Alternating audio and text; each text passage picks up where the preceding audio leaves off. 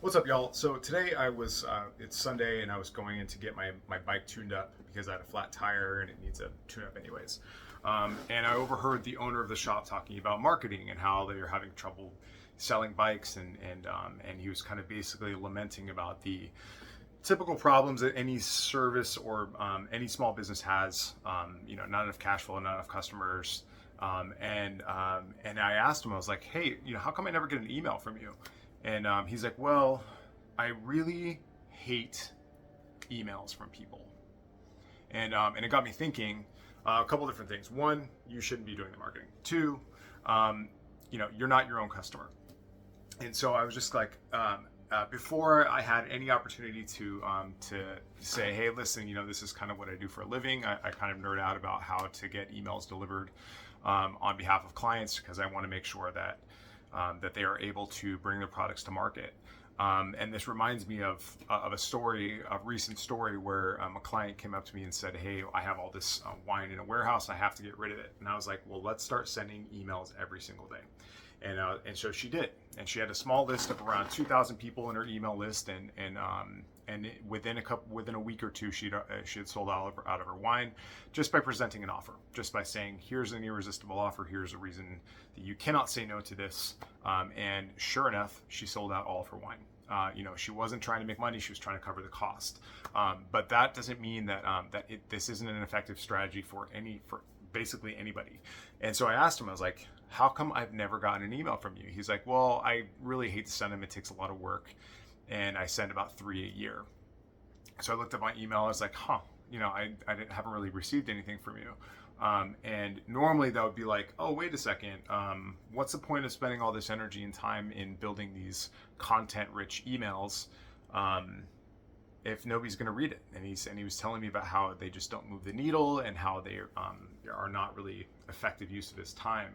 And I kind of understood that. It's very difficult for small businesses to carve out time to tell people that they're doing stuff and that they have products for sale. And but the part that was jarring for me was that if you're unhappy about how much sales you're making, then there's a couple distinct problems that you can glean from that.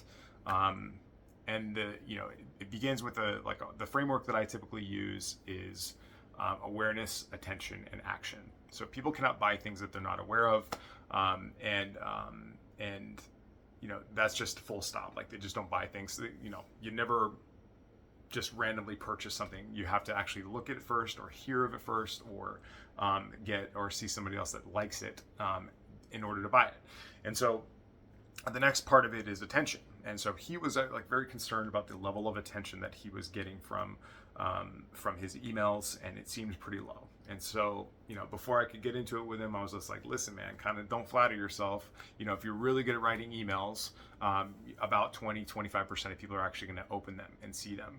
And I keep very detailed statistics on that. And that's what helps me decide what subject line is going to go in or what the content of the email is. But just point of reference here is I spend just about as much time on that subject line as I do on the actual email, and neither of which is very much time. And the reason that I put time limits on how much time I spend writing email copy is because I don't want to overthink it. And if I had the opportunity to talk to this guy, I would have been like, hey, listen, man, what you're doing is you're just having a conversation. You are not writing sales copy. You're not selling product. You are just trying to engage in a conversation, and just, a very small percentage of people are actually going to be interested in talking to you, and that's fine. And a few people are going to be like, no way, I don't want your emails, and then they're going to unsubscribe. But those people probably weren't very good customers anyways. So if you're writing emails with, expecting to be unsubscribed, then you should. I used to send out an email every single day, looking to get my list distilled down to the people that are actually interested in the people that are opening up my emails, that are interested in what I'm talking about, and maybe would eventually want to be customers. But the people that don't like receiving emails from me, and don't like what I'm talking about, are not my customers. And so I don't really care. It's not that I care about them as people individually, but generally speaking, they're not going to be my customers, and that's okay. That's okay. Like, there's billions of people that are my customers. And so I was just like, I wish I could have just shaken this guy, because he was very negative about it and he didn't like talking about it. And I was just like, you can't really complain about not having enough sales if you're not telling people that you have stuff for sale. And I felt kind of bad for him. I just wanted to help him. And I was interested in making a deal with him because I spent a lot of money at this bike shop. It would be cool to get a discount, and I'd be happy to help him out with his marketing stuff. But there's some people that you just can't help, and that's okay. And those are so I unsubscribed from him right there, even though I wasn't even on his email list. But a couple of alarming things that would be something to consider if I were him, if I were in a different frame of mind about local business marketing, is that I would want to make sure that all of my customers that ever came in for a service or were ever interested in purchasing anything from my shop, that I was keeping in relative consistent communication with them, like once a week, maybe twice a month, maybe once a month, whatever it is, whatever you can, whatever time you can part with. But by not remaining top of mind, you become a commodity, and you become something that's different. And when people are looking for a product or a service, if they can't reference something that was recent and relevant to them, then they're going to go to the person that did. They're going to go to the brand that did. And it seems very cutthroat, but there's a lot of other things that I would have done with them. I would have been like, hey, listen, like, how about every time the phone rings, you get a review request, or every time somebody completes a survey, or everybody completes a service or buys something from the shop, you ask them for a review. And that is the primary decision intervention in how people decide for local services, local businesses. And it works for CPG just as well as it does work for the local bike shop or the auto shop or the med spa or whatever it is. And so, what ends up happening is you put people in your database, and then you can nurture them and ask them to do things that are really good for your business and good for them. And so people that like your stuff typically want more of it. And if they don't know that they can get more, or that they have a special offer, then they're not going to buy from you. They're going to buy from somebody else. It's more convenient. It's closer. But this bike shop, to me, is very special because, and I go past 2 other bike shops to get to this bike shop because I think they're the best. And the reason I think they're the best is because they don't try to charge me for things that I don't need. They seem to genuinely care about my bike. They care about my kid who goes on the bike. And I love working with them. This guy was just kind of sour today, and I think he was probably in on his day off, and I felt bad for him. But this negative thing of being like, no, I don't like to market to people.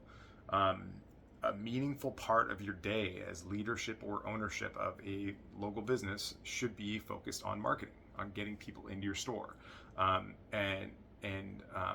the primary focus should be on delivering an excellent product, an excellent service, and then people will want to come back all the time. Like me, for instance, like I don't get emails from them, I don't get text messages from them, but I still want to come back because I like them, because I have a connection with them. Now that's the number one. That's the best marketing you could ever do. Is just deliver a far superior service. The second best thing is to ask them to come back. Give them a reason. Give them a reason to tell their friends. Give them a reason to tell their strangers. To give them a reason to tell strangers, because like if they leave a review for you on Google Maps, then other people will co-opt that decision and that recommendation in the absence of the burden of making a choice. So just my thoughts on it. I was a little blown away that this guy was so kind of like negative about it. And I asked him one question. I was like, how come I didn't get any emails from you? And then he, despite his impatience and unwillingness to talk about it, he told me some very important things to know. And that's not a person that I can help. So I wish them the best, that they still have a customer in me, and everybody has a bad day. But to think that you are burdening people by sending them messaging and giving them things that they want is a mistake, in my opinion. So have a great day. Talk soon.